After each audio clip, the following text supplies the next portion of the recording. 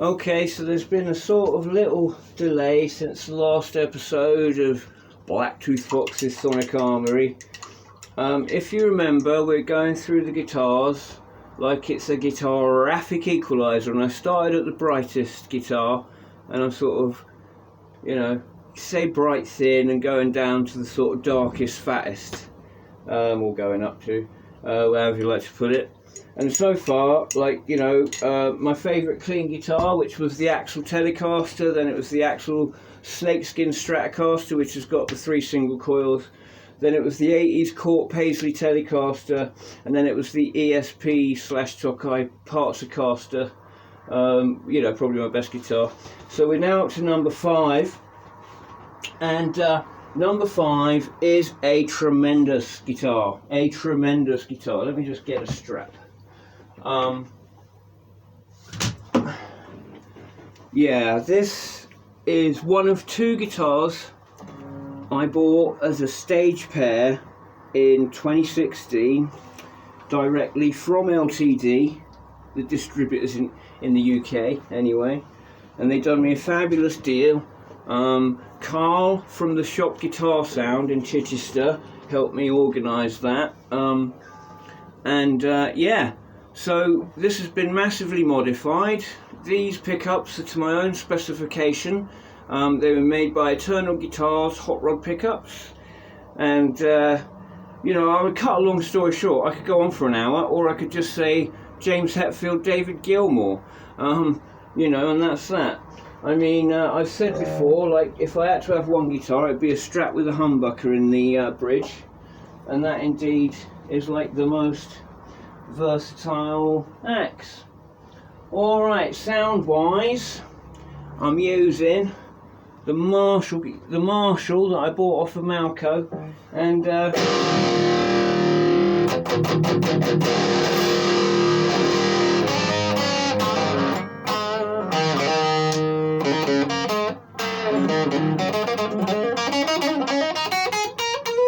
should have perhaps tuned it.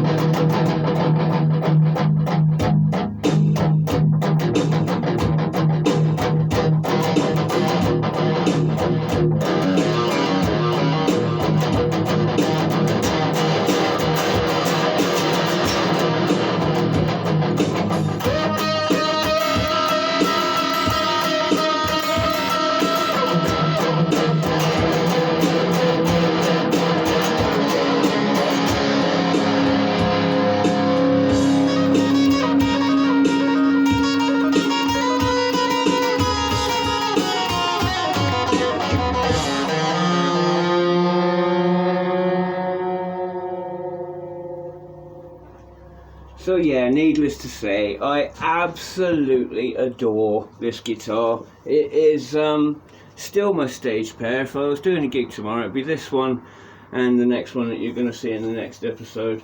It's got a wonderful C-shaped neck. Yeah, it's got a volute. It's nice.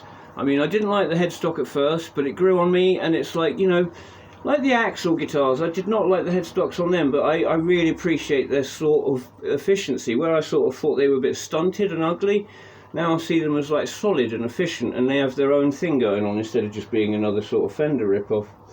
And I feel this is like the same. You know, it's cool that like my new Flying V has got the same headstock, as you might have seen in one of my recent videos. And that's very cool indeed. I do like this shape, but yeah, I have never put so much pressure on a purchase. You know, it's like I had a 300 quid budget. I was going to get one guitar, and then get another one down the line. And I mentioned it the other day, I bought like an Ibanez Geo HSH, you know, whammy bar, and from that, you know, I wanted to decide, well, what do I want, you know, because it's like the Yamaha, it's like a guitar that does a bit of everything. And I really like the neck joint on the Geo. I hadn't seen one like that, and it's this, you know, and this is exactly the same. Now, the only thing, like, I had this list of specs, and the only thing that this does not have that was on that list is 6-a-side tuners. It's 3-a-side. That's the only thing. Everything else is there. 24 fret, you know, humbucker single coil. You know, I would have lived with HSH, but yeah, you know, I can't. I love that it's string through as well. I mean, I just love its simple elegance. There's a few things that, now, someone I did not know until the other day, that like there were quite a few guitars quoted in this shape when this was first designed as the ESP Forest, okay, in the early 90s. That is taken from the Iceman, the Ibanez Iceman. This shape there is taken from the Ibanez Iceman. Isn't that cool? I never knew that. So that's a nice little nod. And I love this pit here that's like a violin, you know. I love it. So it's got this traditional and this extreme. I mean, I just adore it. Tom Araya, you know, used his signature bass is like based on this shape, and yeah, I can't speak highly enough for it. I remember seeing George Lynch with one so long ago, and it was like, it had it had like green, black with like green flames, and it was so cool. I thought, wow, that's the coolest guitar. But then, you know, seeing it in real life, and I tried everything. I mean, I played everything, and LTD were coming up top, like, you know, Ibanez very close, Yamaha very close, and Jackson very close. I felt Jackson probably had the best like look. Oh, Dean were in there as well, like they, and Gretsch, and like they had the best look. The Jacksons, the name on the headstock's very like sort of reassuring, but the quality wasn't there. Now, everything was in the right place. It was just like, you know, a little bit of Raggedy Ann sort of fretboard and, you know, bits and bobs. And now everything was in the right place. So a guitar like that, you know, can be made to be extraordinarily excellent. It just needs a bit of finishing up. And, you know, an all cheap, you know, that's the best cheap guitar, really, is one which is like that.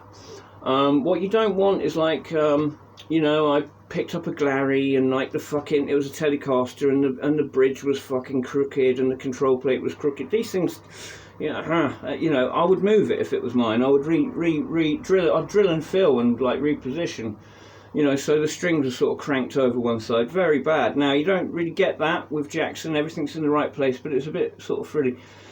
Yamaha just didn't have enough personality. They like because they were at the highest like of the price ceiling, and they just didn't have enough like personality and character to do it. The first LTD that caught my eye was the Budget Eclipse. I think it's the EC30 or the EC50, and I really liked that. That was a silver burst actually, very much like my Les Paul that I have now, but it was like a carved top, flat top with like, you know, beveling.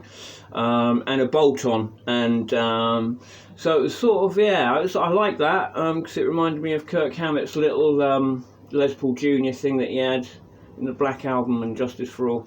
That was coming up very high. The Gretsch, that was very bluesy, but it was just bluesy. That was a bolt on sort of like duo jet type of thing, but bolt on. And that was, if it was just blues, if I was just playing blues, I would have got the Gretsch without a shadow of a doubt. But that's all it kind of did.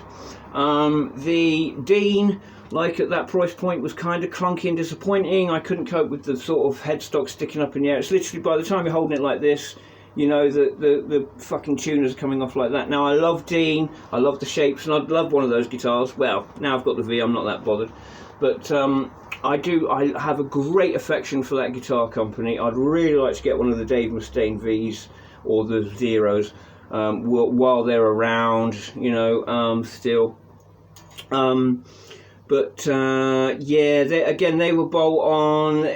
They were a little bit, they didn't really sing to me when I played them. They were a bit blocky. They were a little bit frigid, to be honest.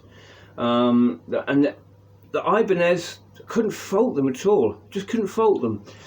It was just the LTD just had the edge, because they're as good, but just had a little bit more metal, a bit more character, you know. And the F-Type was what I settled on in the end. It was like that mix of practicality, the fact that I'd had such a good impression of George Lynch's one, and you know, it's a practical guitar. You know, it's not like a fucking not like the Flying V. You know, it's got all the metal, but like none of the fucking sort of difficult things to live with. Not that I find a V difficult to live with, but you know what I'm saying. Anyway, there we go. Special touches. You know, I've got like a cream and white zebra, and you know, same with the controls mirroring that. I know it's sad, you know, but it's mine, so it's up to me. All right, so that's guitar number 5, the LTD F-Type. And I absolutely adore it, and I hope you enjoyed it going through the Marshall. All right, my lovelies. Good to see you.